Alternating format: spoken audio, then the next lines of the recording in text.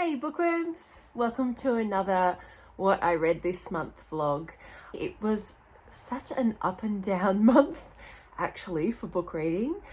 I either loved the books that I read this month or I hated them and there's no in between. Grab yourself something nice to drink, get comfortable, and let's talk books.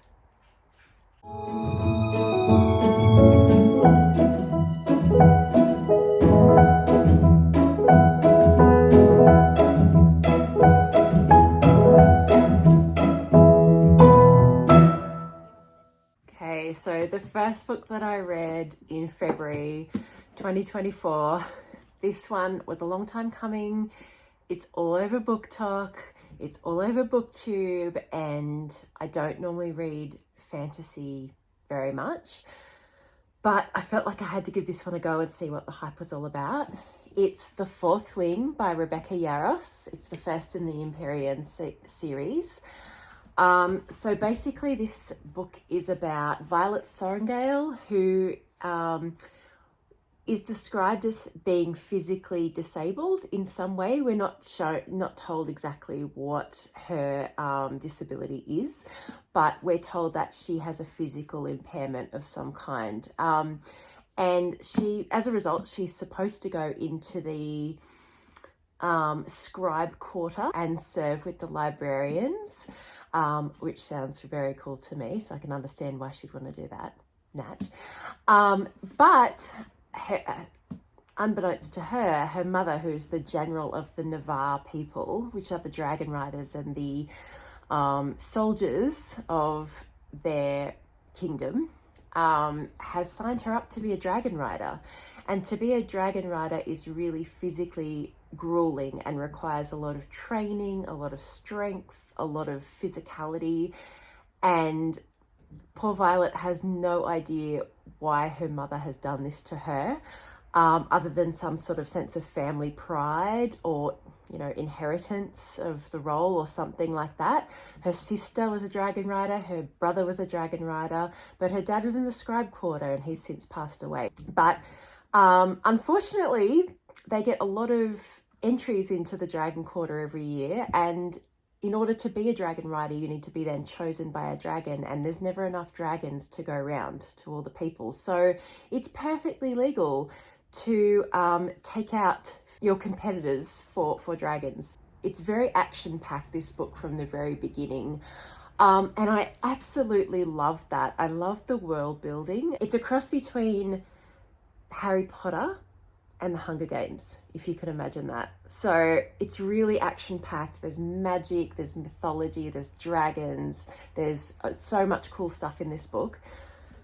However, I did not give this a 5 out of 5, and I'm going to have a bit of a controversial opinion about this book, and don't come for me, Book Talk. Please don't come for me, Book Talk. It's a personal opinion, and it's the reason why this wasn't a 5 out of 5 for me. A lot of this book and the action and plot around this book is based around a physical attraction between Violet and another character, Xaden, who is one of her competitors and is trying to take her out. But also, there's a bit of a spoiler here, Xaden's dragon and the dragon that eventually chooses Violet are connected, so he ends up needing to keep her alive. And there's all sorts of sexual tension that builds around these two. You know where it's going, you know, that's, and I think the spicy romance really detracted from this book. I didn't like it. I was frustrated by it. I found myself getting to these spicy kind of romance scenes and going, let's get back to the dragons. Come on, guys, let's get back to the dragons. I thought that really detracted from the story. And I know that's controversial because I know people read this purely for the spiciness. If that's you, you'll love it. But yeah, for me, it detracted from the experience of reading it. It detracted from the world. It was just a distraction from the actual interesting stuff that was going on, the speculative fiction and the world and the politics and the dragons and the magic. I wanted to know about that stuff. I'm like, yeah, good. Okay, you kissed. Great. Get over it. Get on with it. Come on, back to the dragons. Yeah, so for me, it's a 4 out of 5, but only because yeah, the spicy sex and romance scenes, I didn't feel like added to anything in this book for me anyway. So that was The Fourth Wing by Rebecca Yarros. Okay, the second book that I read, which I don't have a copy of because I was listening to it on Audible, was Welcome to the I'm going to read this, Hyunam-Dong Bookshop. And I really thought this was going to be a cozy kind of book story, and I think it is. And it was set in Korea, and it's set in a bookshop, and I thought, oh, what's not to love? I'm going to love this. And I just could not get into this book. I just found it really slow. And there was a lot of like navel gazing and a lot of like philosophy, and I just got bored. I mean, there's so many people that love this book that have said it's gorgeous, they love it. So I don't know, it just wasn't for me at this time. So don't let my opinion detract from this book because it might be worth a shot for you. But yeah, this one wasn't for me, so I DNF'd this one. The third book that I read, again, this was a roller coaster of a month for me, February. Then I read a 5-star book. And this was Small Things Like These by Claire Keegan. You might remember I recently read Foster by Claire Keegan, another novella by her, and I absolutely loved it. And she's done it again. I adored Small Things Like These. Oh my gosh, I adore the way that she tells a story, and there's nothing extra. She just tells the story, and it's so unadorned and simple and beautiful. And I just loved this book so much. So this is another one set in Ireland, and it's set around the time of the Magdalen laundries, where young unwed women were taken in by nuns at the convent to work in the laundry system and were treated terribly, and often gave birth in horrible situations, and never saw their children again, and were never allowed to have any access to their children. And this book is just about, I'm not going to even tell you what happens. I'm not going to describe anything more than say that this book is about the ripple effect of kindness, and how someone shown one little bit of kindness in their life just has this radiating effect to everybody that comes after them. And I just adored this book. And also another issue that Claire Keegan raises as well, which I thought was beautifully told, was how sometimes you have to do the thing that you know to be right in your heart, not necessarily the thing that is the accepted right thing to do. Sometimes those things are two different things. And I'm not going to say much more about this book, but I just adored it. 5 out of 5, again, hands down. I'll be reading everything I can get my hands on by Claire Keegan. She's a beautiful writer, and I love these books so much. Okay. So much talking. So what am I up to? Book number 4 that I read in February. Now, this is the reason probably that I read 6 books this month, because 2 that I read were huge.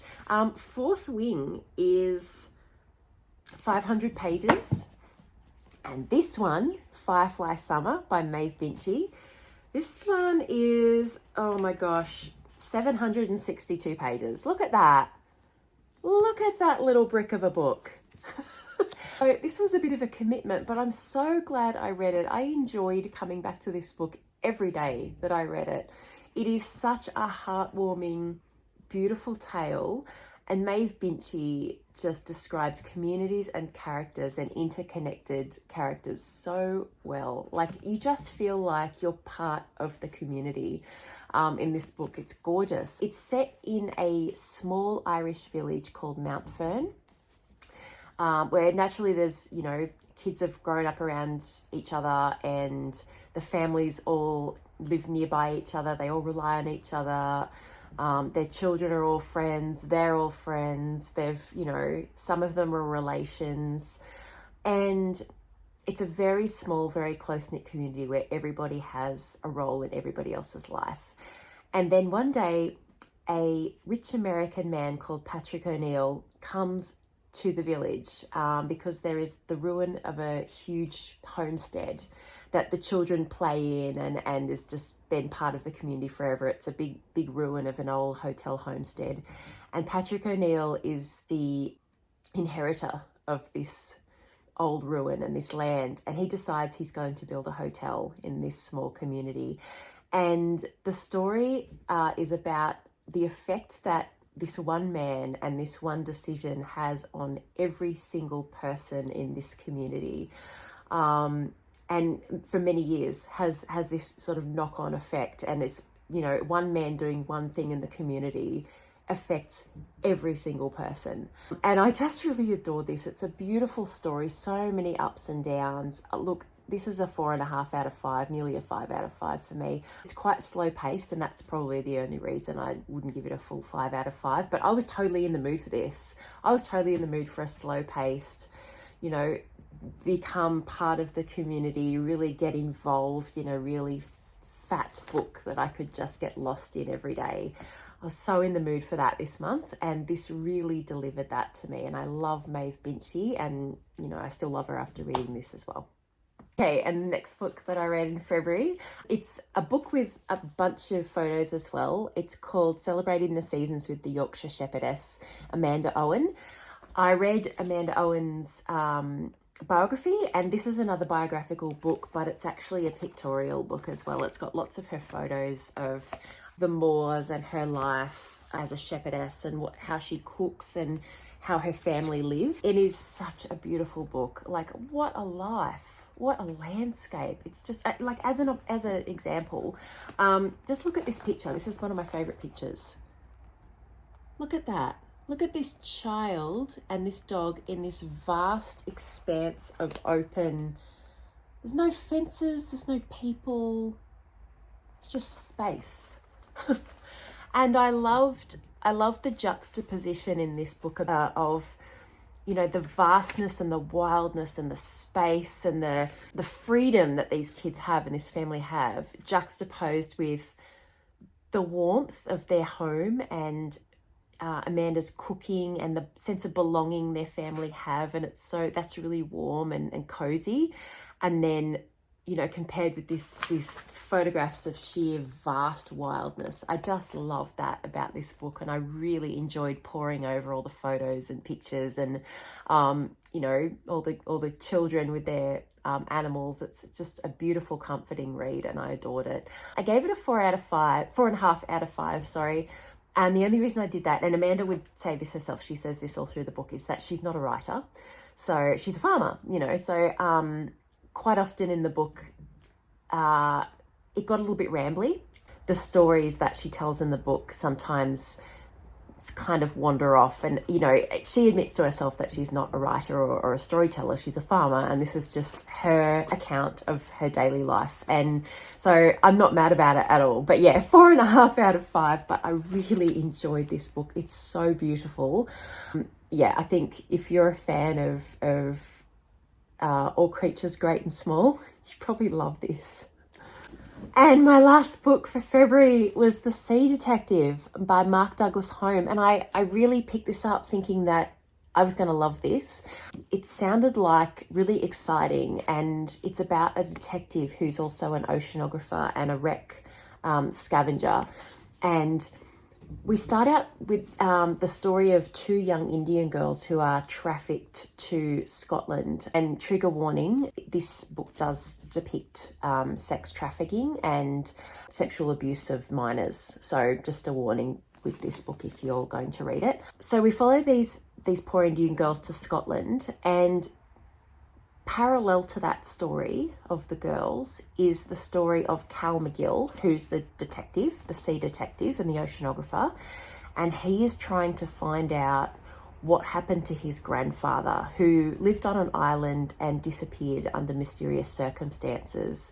However, I got 50% of the way through this book, and those 2 stories still had not met up. And I still had no idea what one story had to do with the other by about 50% of the way through this. I was like, what is going on? What do these two stories have to do with each other? And I just lost interest, quite honestly. I just lost interest and I couldn't work it out. And I was just like, I don't know what's going on. So I DNF'd this one too. So yeah, I just got confused. I just didn't know what was going on, how these two stories were going to come together eventually. And I ran out of patience with it, to be honest. So yeah, I DNF'd this one. So gosh, it was a roller coaster of a month, February, for books. I had, what's that? I had 2 DNFs and then 4, which were 5 out of 5s or very close to. What? So that was the books that I read in February. Comment down below what you got up to reading in February. I've started some really good books in March, which I can't wait to share with you. And one was a recommendation from my daughter, the big one.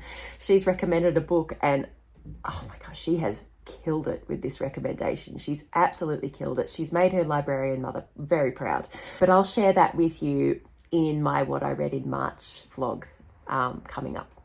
So don't forget to like and subscribe to my channel and tell all your bookworm friends to like and subscribe and come and watch my vlogs as well. Also, you can support your very casual librarian by buying me a coffee. If you'd like to, that'd be great. Fuel like your librarian at buymeacoffee.com/very.casual.librarian.